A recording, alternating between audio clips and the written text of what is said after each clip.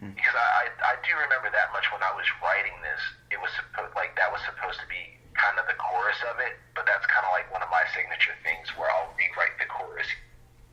And that's also a common writer's shtick, is to have a big long yarn and have these images keep re-repeating, but in completely different circumstances. Right, yeah, because it's like, you've got eyes, as in blind, and then you've got ears. Yeah, I think, I'm venturing again, because like I said, I wrote this more than a year ago at this point. I was kind of working with the hear no evil, see no evil thing. And I think that's why there's some of it there too. Like, there's a lot of kind of more graphic imagery in it, but it's also supposed to be like all of this graphic imagery and all of the not being able to see the pain or suffering, not being able to empathize or sympathize. Well, I always think the best poems are when I think that the author is angry at me. And, logically, it's probably not true, because I've heard a lot of great poems, and I thought that about all of them. So they're probably not really angry. Maybe one or two of them were. Yeah. But the reason it's good is because it has nothing to do with me, but I felt like it was. Right. So it's pretty universal. I mean, unless it was directed at me, I don't think it was. No, definitely not. But it's pretty universal. I felt like it was. So that's compelling writing. Well, that's good. That's good to know, actually. Yeah, this is actually this is the first criticism I've had of the majority of these pieces, if not all. Oh, these pieces haven't seen the light of day at any kind of way. Oh, okay. Well, that's really cool. Thank you. Yeah, no problem. No problem at all. I am a complete amateur at this. I'm winging it. So if I say something really insulting, don't get too upset. Don't worry about it, man. Anyways, okay. Why not be the devil? A glass of water can drown you if placed properly. So, words are like water. But see, you can't ignore water. You can't not hear it.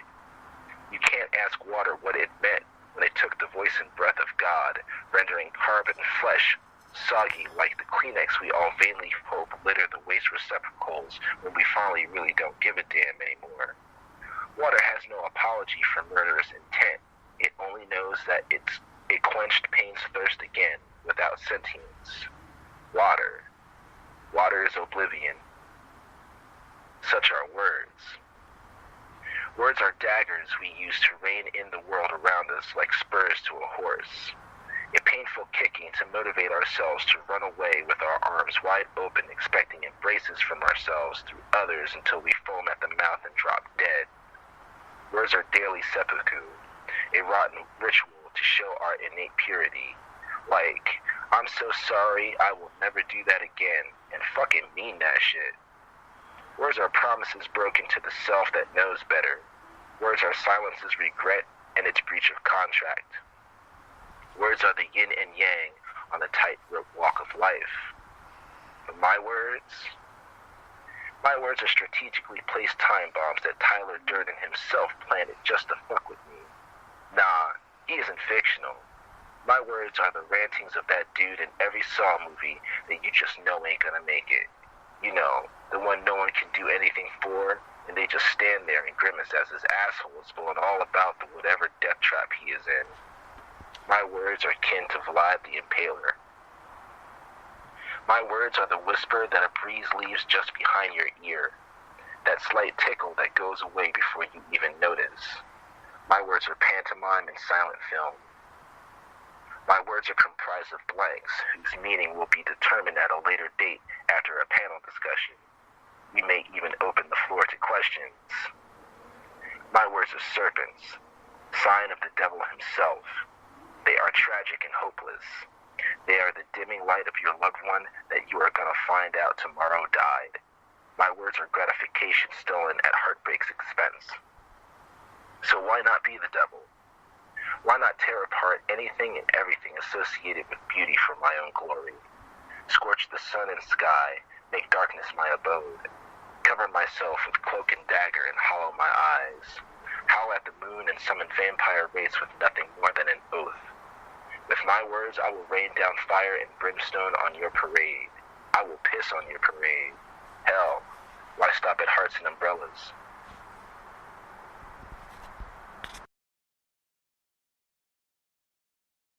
Oh. First of all, I'm going to ask what went into the making of Why Not Be the Devil?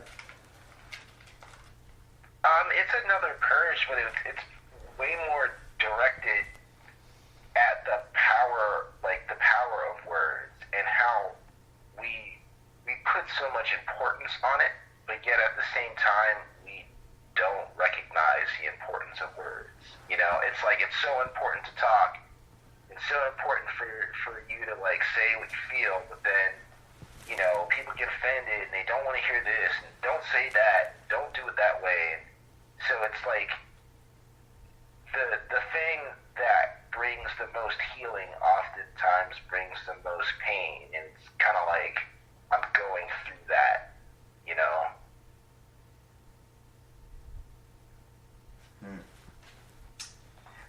Yeah, I found, you know,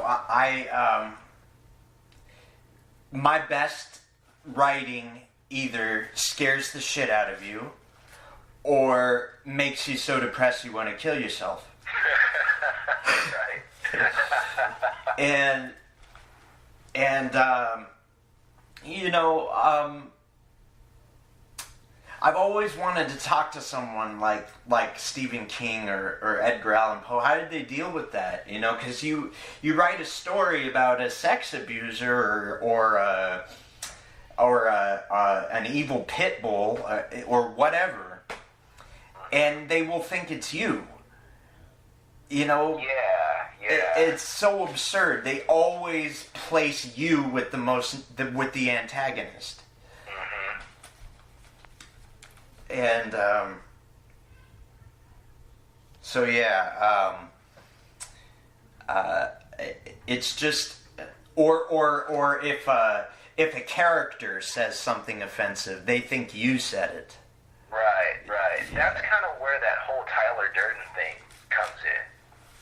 You know, because it's like, yeah, I go, but my words are strategically placed time bombs at Tyler Durden himself, playing to fuck with me. You know, not to fuck with you, but to fuck with me, because it is kind of like another person talking. That's, you know, it's like someone else's words coming out of my mouth. You know, that's kind of how a lot of times how I kind of place the manic episodes that I have had or have. You can put it in past or present terms. They're past or present tense, depending on the conversation. Because, yeah, you know, it's like becoming another person. You know, when you get set off or you're triggered or even just having a bad day or, it, you know, just, so, you know, someone's words hit you a certain way and then you turn to that other person, say the thing, and then all of a sudden you're the devil incarnate because you said this thing. And it's like, well, wait a minute, you know, you grew horns way before I did, but now, you know, I'm the devil. And then again, on the other side, I've seen poets go up there that were totally malicious to the audience. You know, I saw one guy, I won't say his name, but he went through the audience and pointed at each person and told them why they weren't dateable. I stood up. I said, fuck you. Fuck you. You know, because I recognized what he was doing. He was doing what they always think I'm doing, but I'm not really. You know, but I guess the irony is when someone actually does what they think we're doing, they don't even see it. Right. Yeah. Yeah. It's, the tree is definitely upside down, you know what I mean? Yeah, well, and I must say, why not be the devil is I characterize it as and maybe some of your other stuff, and don't take this as an insult, you certainly could, but I don't mean it that way. I see it's a little bit transgressive. You are, I guess, proving a point by making people feel your pain. But yeah, there's this. Yeah. You're deliberately hurting them. I'm not saying that's wrong to do in these circumstances, but that's what you're doing. Do you do that because it is a valuable display of protest, one reflective of your feelings and experiences, or do you enjoy this sort of mind fuck with the audience? I won't judge you either way. To be honest, I never consider an audience when I write. Everything that I write is always at base level a personal purge of emotions that I don't feel that I can control. And that's how I got into writing in the first place. Because it's like the page is the only person who will listen to me, that won't judge me, give me feedback that I, can't. It's like I can control that conversation. I can get it all out however I feel I need to get it out, and not feel like I gotta mince words or like hold back. So then, like when I read, you're absolutely right. Yeah. Part of why I don't like read poetry often, but why I'll take it in, is because of that. Is because it's like, once I get to the point where I'm sharing it with somebody else, it kind of takes me to that place of like trying to have a conversation with somebody and tell them my feelings. Because one, I don't know if you experience this a lot. It's like anytime I try to really open up and talk about my feelings, I wind up listening to someone else talk about their related feelings, and then they get into the stuff that they can't get into with anybody else because the floor is open, So at the end of the day, I still haven't healed at all. I still haven't gotten that out. Yeah, that doesn't sound very therapeutic, because, yeah, and I know I'm sure I've done that, with people before, but, because then you got rid of all your problems, but now you got their problems on your mind.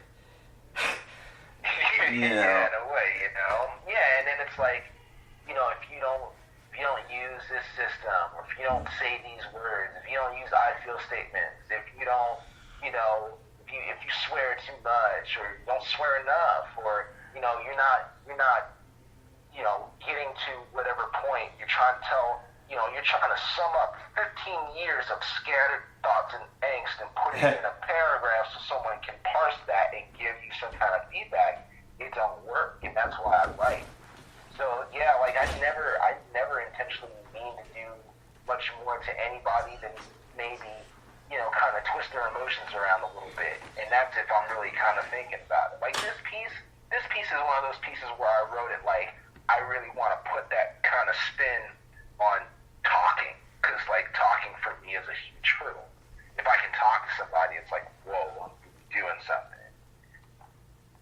But yeah, it's like, you imagine if I tried to sit down and talk to somebody and say this, I probably wouldn't get through the first stanza. You'd be like, what? What do you mean? What are you talking about, water? Or just like, no, like that, you shouldn't think that way. Or, no, I should think this way because this is the way I think. And that's why I put it on a page. I saw something really interesting about water.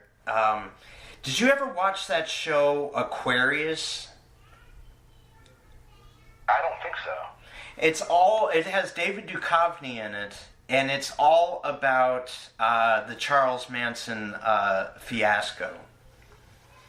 No, I haven't seen that. And there's 2 seasons worth of it. I've only seen one random episode. I don't even know what episode it was. but the actor who